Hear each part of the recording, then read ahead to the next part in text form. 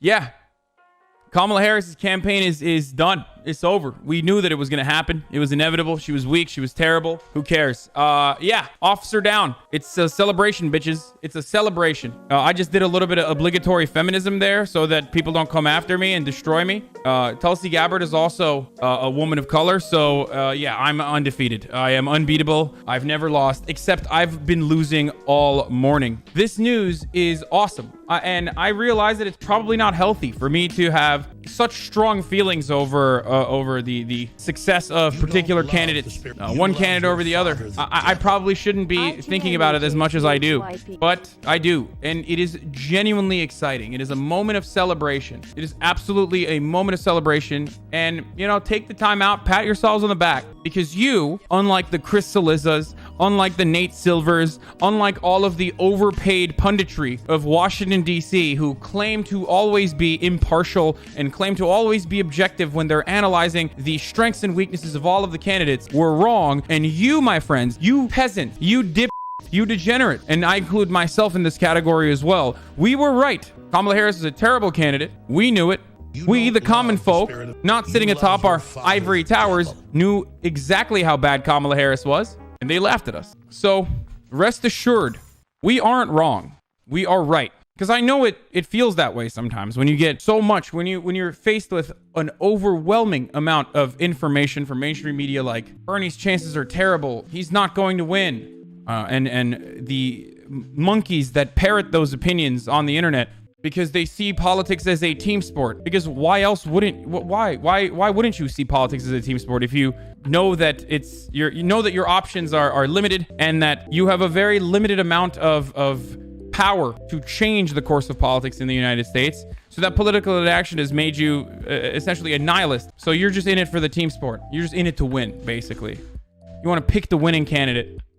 Those people are wrong. Politics should not be that way. And there's only one candidate out there. There's only one candidate out there who understands that for what it is. Who understands that politics is an ongoing battle where resources are being traded, power is being traded in different hands, wealth is being traded, and people's lives are made better or worse as a consequence of those decisions. And that candidate's name is Bernie Sanders, okay? F everybody who does not realize that Bernie Sanders is a once-in-a-lifetime candidate.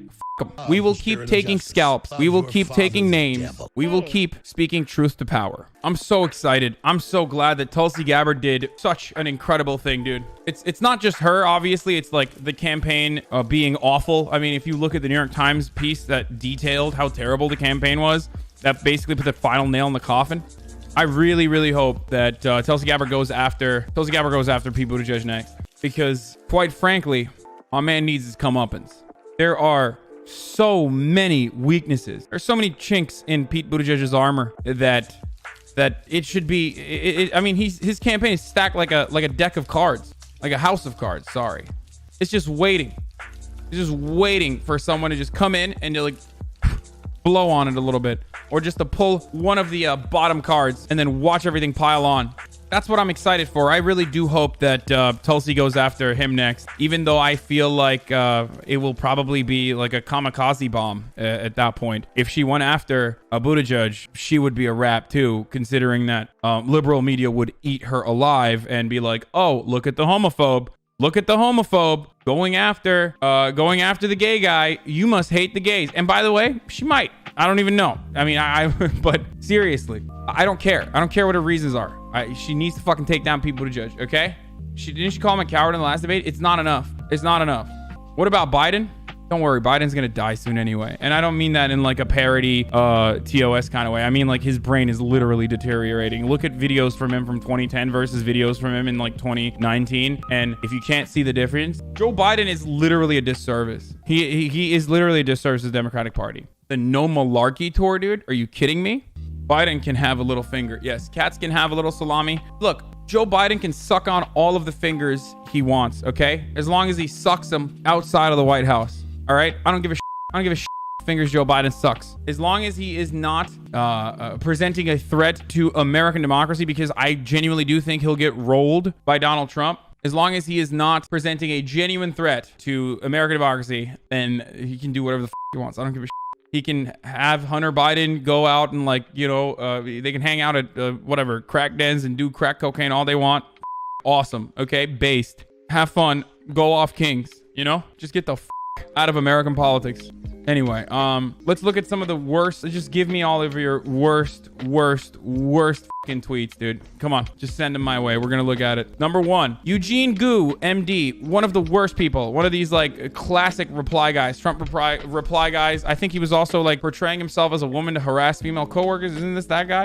I don't know. Let's see what he said. Kamala Harris dropping out of the race. Only white candidates qualify for the next presidential debate. Shows that white privilege and white supremacy cut across party lines. It's not just Trump. We have a racism problem in all of the United States of America, and it sucks. First of all, the second part of this is true. White privilege and white supremacy does cut across both parties, okay? And that we do have a racism problem in all of the United States. The second part is absolutely true. But this is not an indication of why the second part is absolutely true. The reason why Kamala Harris performed poorly is because she couldn't even captivate black voters in South Carolina, which was her target, okay? She was like, at least I'll get the black people in South Carolina in other more diverse areas of the United States to vote for me. And black people were like, no, bitch, you're a fucking cop. Even her dad disowned her for saying, for using identity politics and associating Jamaican culture with smoking weed as just like a brief point in her campaign. So yeah, that's why. Okay, that's the reason why people didn't. That's the reason why she didn't get the momentum. God knows the media tried to portray her as a strong candidate. I mean, Chris Cillizza had Kamala as number 1. Chris Cillizza pointed to Kamala Harris as the number 1 candidate. Yeah. Oh, there it is. Here, I posted about this on my Instagram as well. Kyle, back in January 23rd, just so we're clear, this is utterly made up and backed by zero empirical data.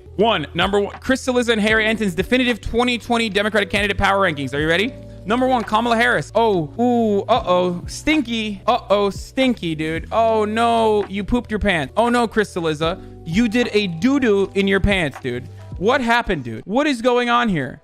Stinky. The Stinky song is playing for Chris Cillizza and CNN in general. Nate Silver had some ass takes too. Kamala Harris at the number 1 slot. What? That's crazy, dude. What? Well, Beto O'Rourke at the number 2 slot. Wow. Look at how that turned out. Ooh, Joe Biden at the number 3 slot. Of course. Obviously. I mean, they got to put Joe Biden in there. Elizabeth Warren at number 4, not bad. Finally, we're getting some places. Cory Booker at number 5. Wow. If only he could make it to the December debates. Who knows? I like that we're literally doing pity votes. The Democratic consultants that routinely prop up like these boring, but now neoliberal people of color candidates are now turning around and they're just like, come on, give the people of color candidates, the POC candidates, some pity votes. Get the out of here, dude. Like, how about you put some actual progressives in charge for once? There are plenty of progressives who are brown and black and different minority groups. Why the are they never getting elevated in media like the way that Cory Booker is or the way that Kamala Harris is? I wonder why. And then you have Sherrod Brown, who is, he's like an old school pro-union Democrat. I don't really hate him that much. Okay. For most people who don't know, look, you don't know him because you're not all that interested in politics. That's why. Sherrod Brown is like a pro-union OG, like not that bad kind of Democrat, except for the fact that when he was going to run, he literally said the only Medicare for all proposal that I would be interested in backing is Medicare for all over the age of 55, which is a cowardice proposal. It is a cowardly proposal. It was disgusting that he came out with that. Honestly, like, him too. Anybody who's not saying Medicare for all across the board, that's how we're reaching the negotiation table, is not my friend. They are my enemy, okay? They do not give a about me. They do not give a about you. They are not trying to better American society. They're not trying to heal our nation. They're just trying to maintain a position of power. Number 7, finally, after Sherrod Brown, we have Bernie Sanders. Suck my dick, Chris Cillizza. Suck my dick, dude. Anyway, number 8, Kristen Gillibrand. Number 9, Amy Klobuchar. The only correct point that this guy has had in this entire list is putting Amy Klobuchar at number 9. Okay? Kamala Harris is somehow establishment, but couldn't make it to Iowa, let alone buy her way into the Democratic debate. Those of you gloating about Harris dropping out need to check your biases. It's not a good look, and it doesn't reflect well on your candidate. Okay, again, suck my dick. This is my answer to every single person, okay? Suck my dick and my asshole and my balls, okay? F all of you. Every single person who is like, ooh, What a terrible tweet. What a terrible. Hey, listen, here's what you're supposed to do. When you tweet something as dumb as this, you know what you're supposed to do? You log the off. Just log off, sis. Log off, queen. Log off, king. Wherever the you are. If you're thinking about doing one of these tweets, just don't do it. Just don't do it. It reflects really poorly on you. Everyone knows you're an ass. Everyone knows you're a fucking ass. Of course we're gonna gloat, dude. Of course we're gonna gloat. Let me tell you guys something, okay? Look, you guys know this already. I have managers. I have agents. I live in LA. My management company, my old management company, were throwing fundraising dinners for Kamala Harris a year out, like a year ago, basically. Like immediately, as soon as she started running, she was one of the first to run. It's insane. Like they were all pro Kamala Harris, all the agents, all the managers, like all the big Hollywood executives, the entirety of the like California government was all fully in support of Kamala Harris, not even looking at any other candidates, not at all. I wonder why. Oh, speaking of which, by the way, speaking of the California government launching a full-throated support for Kamala Harris, Gavin Newsom, very cool, looking forward to joining Kamala Harris out on the trail literally a day before she backed out, dude. Suck my dick, Gavin Newsom. Okay, Gavin Newsom also happened to endorse another person earlier on that day before he endorsed Kamala Harris, literally a day before she dropped out. Oh, so delicious, so delicious. Who did Gavin Newsom back in another race in CA25? Christy Smith. Am I saying their name right? Gavin Newsom also endorsed Jenk's opponent in CA25. So good one, dude. Good one, Gavin. Good job. Anyway, it's a moment of celebration. One other establishment candidate is out. There's plenty more to go. Next up, Pete Buttigieg, okay? This is really unfortunate. I thought there might still be time for a comeback. She is now one of the most coveted endorsements in all of American politics. Why? I mean, well, there you go. My man came through already, okay? Chrisman already said it. Why? Why the does anyone give a shit about her endorsement? Why is she the most coveted endorsement, dude? We're done. This is all I was going to talk about, the Kamala Harris stuff. Good. She's out. Ripperoni. F's in the chat. 21 gun salute. Okay. Officer down. Respect the military. Respect the police officers. Yeah.